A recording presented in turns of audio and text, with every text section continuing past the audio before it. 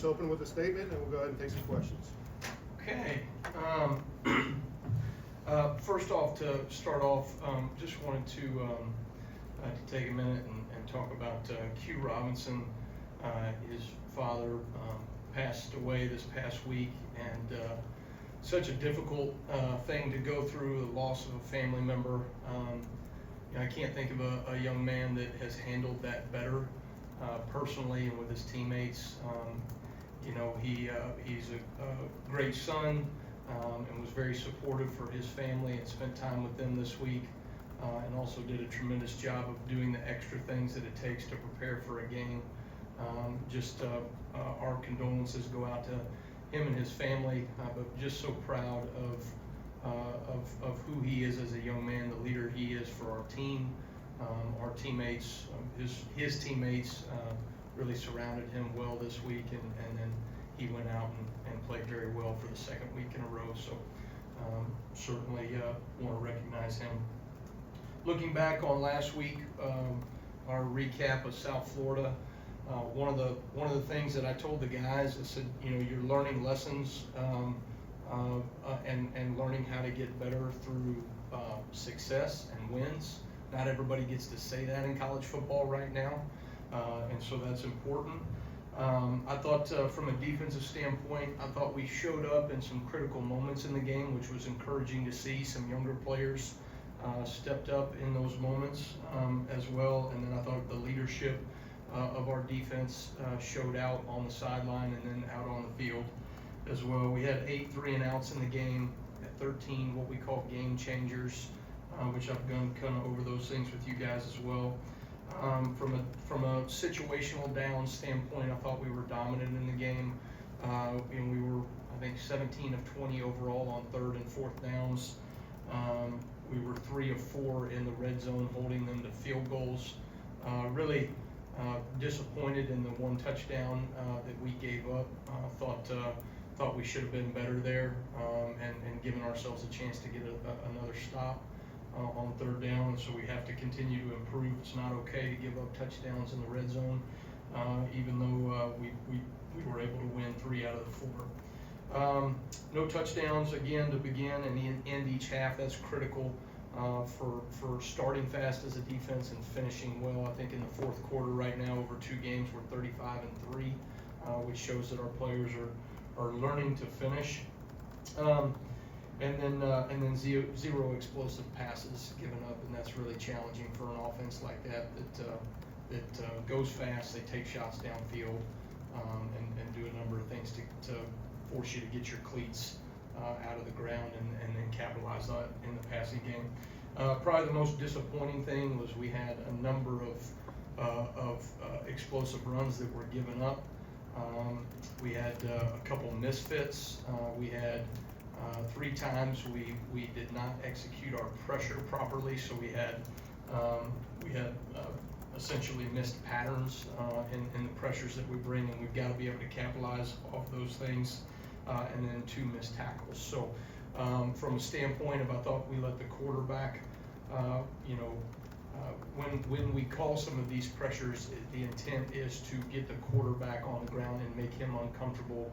And I thought because we did not execute in that moment, we didn't take advantage of that, and thus they took advantage of it in the run game. So those are things that we've got to get cleaned up. Extremely disappointed in the lack of takeaways that we were not able to create. Their team did. They created 3 of them. We were -3 in the turnover margin, which is absolutely unacceptable by our defense. It has to be something that we focus on day in and day out. It's what we preach. It's who we are. It's what we believe in, and it did not show up in this game. And so something that we've got to continue to push and pressure to focus on getting that done on game day. So with that, moving on to next week, review of Wisconsin. First road game for us. I think it'll be a great test going up there into a really tremendous environment. They've got a great atmosphere there, beautiful campus, beautiful university. They've got their traditions in the 3rd quarter jump around. I think our guys got to lean into those things. I think they got to enjoy it and appreciate it and recognize some of the greatness of college football and then go play the game at a really high level. I've always been impressed with Luke Fickell. I've had connections with him over the years. Years ago, when he was at Ohio State, he came down and visited us at Ole Miss, and kind of learned some of the things that we were doing defensively under my dad.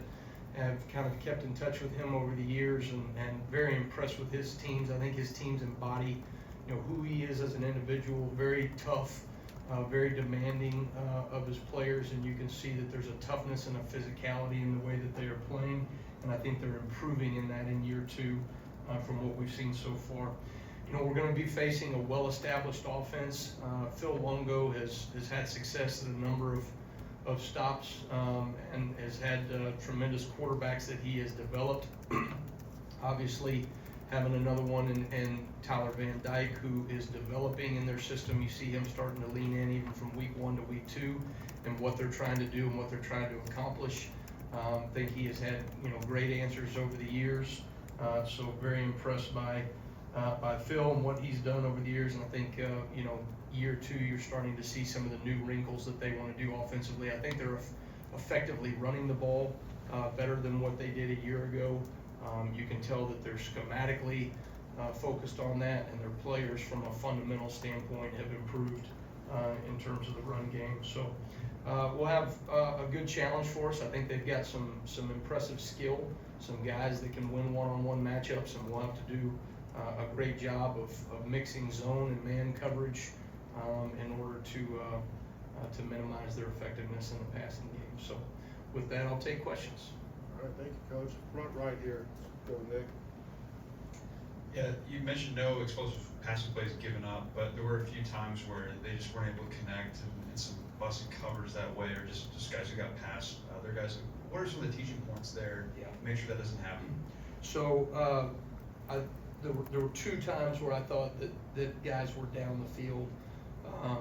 One was they were going fast 3 plays in a row. You've seen it at Oklahoma State was probably the team that was most famous for it. Back before they would, when a guy would substitute, now we give the defense a chance to sub. Well, back in the day, we didn't used to do that. So teams would just run, the next wide receiver out and the next wide receiver out. And that's what they tried to do. And we had a substitution issue there where we didn't feel like we had the time to be able to get somebody back out there.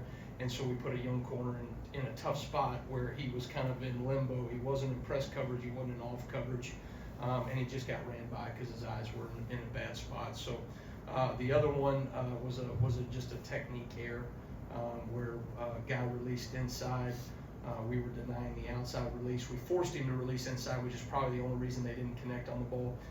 We went back and looked at this a long time ago. When you look at inside release fade balls, the ones that we force a receiver to release inside versus if he gets the outside release on you, the completion percentage is far less on an inside release. So that was probably the only thing that saved us. However, we put our eyes in the backfield when we did get beat back inside instead of staying on top shoulder. So those are things that young players have to learn. They have to get corrected moving forward, and so that's really going to be the key, is making sure that those young guys learn from those mistakes. Go left side, Katie. What's going to be the challenge of not having Justin Jefferson get first half, and kind of what was your perspective on the play that he got ejected on? Yeah, we obviously it's always disappointing, right, when you have a dynamic player that is not available for one half of the game. We looked at the play. I looked at it from about every angle that I could. I think we just got to tell the young man, keep playing. So it is what it is. We'll deal with it and get ourselves ready for him in the second half. So Middle of the room, Emily Grace. Coach, after having a chance to watch some film on Wisconsin along with USF, what do you foresee yourself spending the most time on with the defense this week? I'm sorry, what was the first part of that question? After watching film of Wisconsin USF. Yeah, Wisconsin or USF? Both. Oh, both. Gotcha. Okay. All right. I think from the USF game, some of the things that we talked about, just in terms of the run fits in particular, we got to get some of those things cleaned up. Really, it was just the explosive plays. They had a number of runs that I thought we played really well, but we've got to do that consistently when teams are going fast. That's really structurally and schematically, that's what USF is built to do.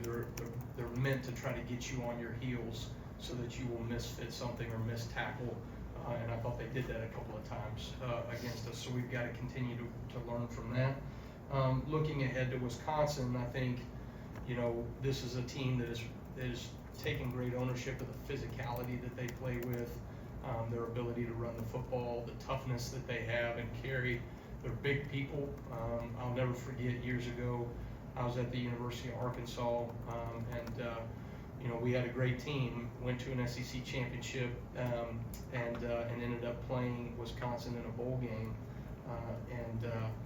We were kind of the biggest team in the SEC and the biggest team, week in and week out that we faced. And you look across the sideline and you thought, oh, they look like us. They're big people, they're massive people. So, and so that's going to be a great challenge for us to be able to match that toughness and that physicality on their home turf. So excited for the challenge. Let's go to Jack on the left side of the room. Hey Coach, taking you back to week 1 for a second. We talked to Keon Sabb after the game, and he mentioned you used the phrase "Bombay" with your defense. I'm just curious, when did you start using that, and kind of what does it kind of represent for your group there? Well, I am the Wommack boys. We are Marvel fans, so we love the Marvel movies.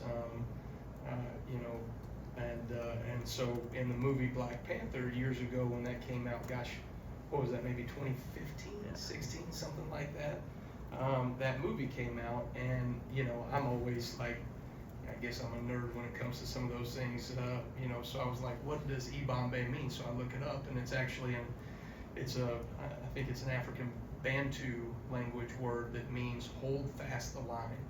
And so I thought, what a fitting chant, right, for a red zone defense, right, to hold the line. And so we talk about that. Doesn't matter how they get down in the red zone, whether there's we've turned the ball over or whether they've gone on a 16-play drive and it's 1st and goal from the 5-yard line. Everyone has to Bombay. We have to hold fast the line. We have to do our 1/11th to be able to hold the line in that situation. And I think that's something that our players have kind of leaned into over the years. And we have been successful at a number of different places in the red zone, and I think we're taking the steps in the right direction here as well. Stay on the left side with Steven. Coach, obviously he's incredibly athletic, but Jihad Campbell, just his mentality of, I'm going to make every play that I can. Yeah. What makes him special is that in that linebacker spot to make those plays? Well, Jihad is a very gifted athlete, but he plays the game the way it's supposed to be played from a linebacker position. He is relentless in his pursuit of the ball. He plays with an extremely high motor. He's got great juice and energy, and we always talk about effort and finish is 4 to 6 seconds from point A to point B with violent intentions when we get there, and he certainly embodies that. So very proud of the effort that he has played with. I think that's a direct tribute to him leading us in tackles through 2 games as much as anything. Go back over to the right side, Matt. What do you think Tim Keenan did well on Saturday? Man, so impressed with Tim Keenan. I think fundamentally he is playing with great hand placement, great block recognition, physical up front. He is doing such a better job of disengaging and getting off of blocks from where he was in the spring and where he was a year ago. That was something we really challenged him to be able to create production for himself by finishing plays, right? And I think he has done a tremendous job in that regard. So very proud of the work that he's put in and glad to see that he's being rewarded for that work that he puts in practice every day. Got time for a couple more questions. Go Chase on the left. A couple of the stops that y'all got defensively on Saturday came off the turnovers, right? The second half kickoff, you get the missed field goal, you get the fumble on the goal line, you get a 3 and out right there. Is there more value defensively in getting a stop off a turnover, and is that an identity builder? Yeah, I think defenses, you can look at it 2 different ways. You can look at it as, hey, there's such adversity and all the momentum is on their sideline, versus this is an opportunity for us to regain momentum for our football team, right? And so when you're coming on the field off of a turnover, what we call a sudden change situation, our players have to understand this is an opportunity as a defense to create momentum back for ourselves. The momentum is most certainly going to be on their sideline in that moment. You get offensive coordinators that are going to be a little more aggressive in that moment. They may open up the playbook in that situation, and so it's really critical, right, that you have great communication. You play with an effort that matches the you know, kind of the motivation that they have and the momentum that they have on that side of the ball. And I thought our players did a really tremendous job in those situations, in those moments of getting stops for the most part. We weren't consistent enough in it, but certainly a steps in the right direction. All right, we'll finish up with Cody right in the middle. Curious what you saw in Coach Hitchler that made you want to add him to the staff and coach the BC. Yeah. So Hitch and I had worked together before. Probably the best game day mind adjustment wise that I've been around. He sees things up in the box. Does a great job of being kind of my eyes and ears up there from a communication standpoint on game day. I've been around some really special defensive coaches over the years, and he's probably up there at the top of the list in terms of his ability to create value for as a defensive staff on game day. And so he is somebody I certainly lean on and rely on up there. My dad told me that years ago, if you're going to be up in the box, you better have somebody great on the field. If you're going to be on the field, you better have somebody great up in the box. And I think Hitch does a really tremendous job from that standpoint.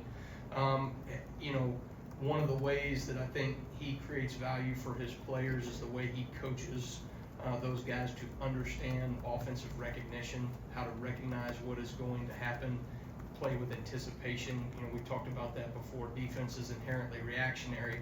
We're trying to get our guys to play with anticipation. I think he does that as good as anybody. So very happy for him to be here with us, and excited to kind of be back in the foxhole with him again. Thank you, Coach. All right, thanks guys.